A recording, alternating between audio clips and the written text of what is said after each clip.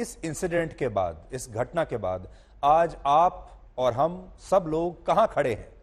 इस देश के लोग कहां खड़े हैं? क्या अभिव्यक्ति की आजादी संविधान के हिसाब से बराबर है सबको, या फिर अब ऐसा एक नया कानून आ गया है कि जिसमें अगर आप कुछ कहेंगे, आप अपने विचार करेंगे, अब विचार प्रकट करेंगे तो उसे वल्गर और प्रोपेगेंडा कहा जाएगा, और दूसरे जो कुछ लोग हैं, जिनके मुट्ठी भर जो लोग हैं, वो अगर कुछ कहेंगे तो उसे कला, आर्ट का नाम दिया जाएगा, उसे विचारधारा का नाम दिया जाएगा। तो क्या अब अभिव्यक्ति की इस आजादी के लिए दूसरी लड़ाई लड़ने का समय आ गया है, और कैसे लड़ी जाएगी ये लड़ाई?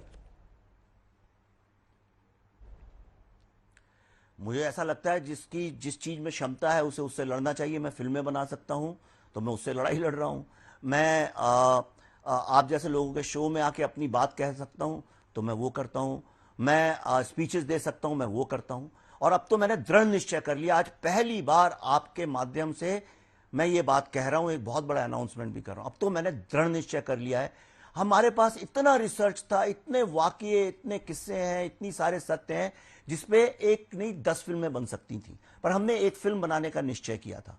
लेकिन आज जब इनने ये बात करी है तो अब तो मैंने निश्चय कर लिया है कि मैं पूरा का पूरा सत्य, पूरा रिसर्च लेके आऊंगा, और उसका नाम होगा द कश्मीर फाइल्स अनरिपोर्टेड, और ये मैं इसी साल के अंदर अंदर लेके आऊंगा।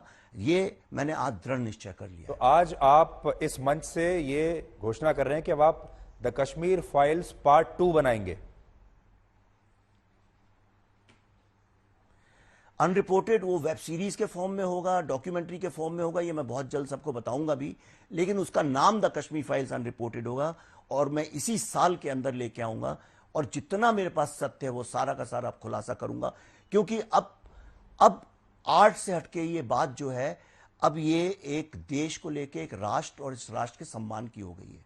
मुझे ऐसा लगता है ये मेरी नैतिक जिम्मेदारी है कि मैं जो भी मेरे पास इंफॉर्मेशन है, जीते जागते जो प्रमाण है, लोगों के मुंह से बोले गए, वो सारे के सारे लोगों के सामने लाऊं ताकि उनको पूर्ण सत्य पता चले। विवेक, आपकी जो जिंदगी है, कश्मीर फाइल से पहले और कश्मीर फाइल से बाद, ऐसा लगता है 2 अध्याय हो गए अब आपकी जिंदगी के, और उसके बाद लगातार हर बार आपसे अग्नि परीक्षा देने के लिए कहा जाता है। आप कूदते हैं आग में और फिर झुलसते भी हैं, और फिर कह दिया जाता है आपको कि आप फेल हो गए, इस बार भी आप पास नहीं हुए।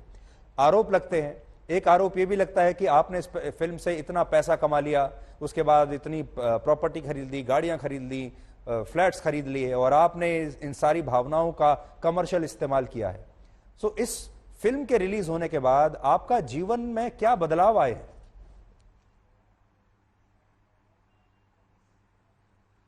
मेरी निजी जिंदगी तो अभी भी वैसी की वैसी है। जो मुझे रोज देखते हैं, जानते हैं, वो जानते हैं मेरे में तो रत्ती भर का कोई अंतर नहीं है। कोई मैं देखिए 25-30 साल का तो नहीं हूं कि मैं चकाचौंध में आ जाऊं। और मैं जो भी, लोग समझते नहीं कि पैसा कितने लोगों में बंटता है, कितना परसेंट आता है, पर एनीवे जो भी पैसा है उसी पैसे से मैं वैक्सीन वॉर बना रहा हूं। और जितना रिसर्च, हम लोग की एक टीम जो पूरी रिसर्च है, उसको कौन फंड करता है? ये सारा का सारा ताशकंद फाइल्स का, बुद्धा ट्रैफिक जैम का, कश्मीर फाइल्स का, ये सारा रिसर्च हम लोग 4-4 साल करते हैं। हम 3-4 साल में एक फिल्म बनाते हैं। ये सारा का सारा दारोमदार मुझ पे है कि वो सारी कहानियां जो लोग बोलने से डरते हैं वो हम लोग बनाएं, और मेरे जीवन काल में मैं जितनी ज्यादा बना सकूं, अगर सरस्वती का आशीर्वाद हुआ तो मैं बनाऊंगा भी।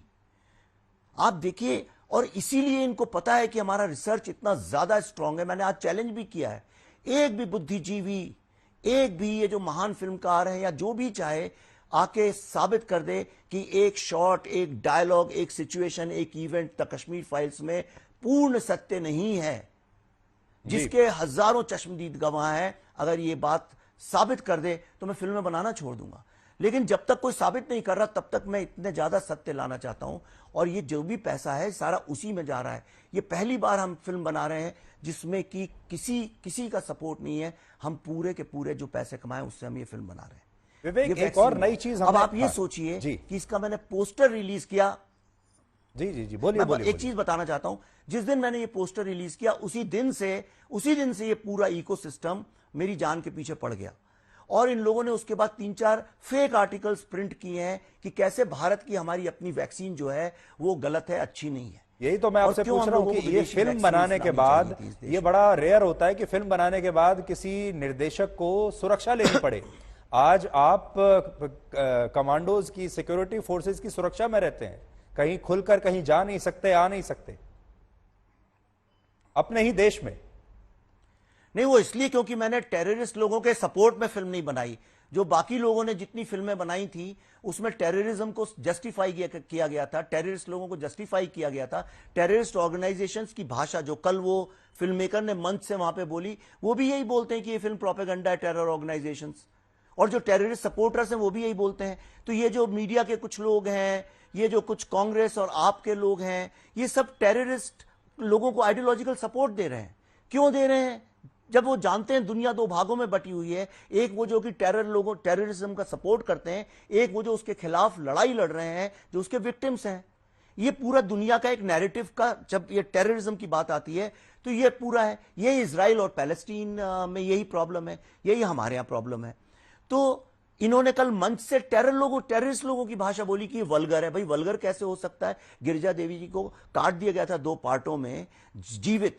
क्या ये इस सत्य को दिखाना है? क्या ये वल्गर बात है? रलिफ गलिफ शलिफ के नारे लगे थे कि भाई कन्वर्ट हो जाओ या मर जाओ या भाग जाओ। आपसे आखिरी प्रश्न ये है, दिखाना वल्गर बात है?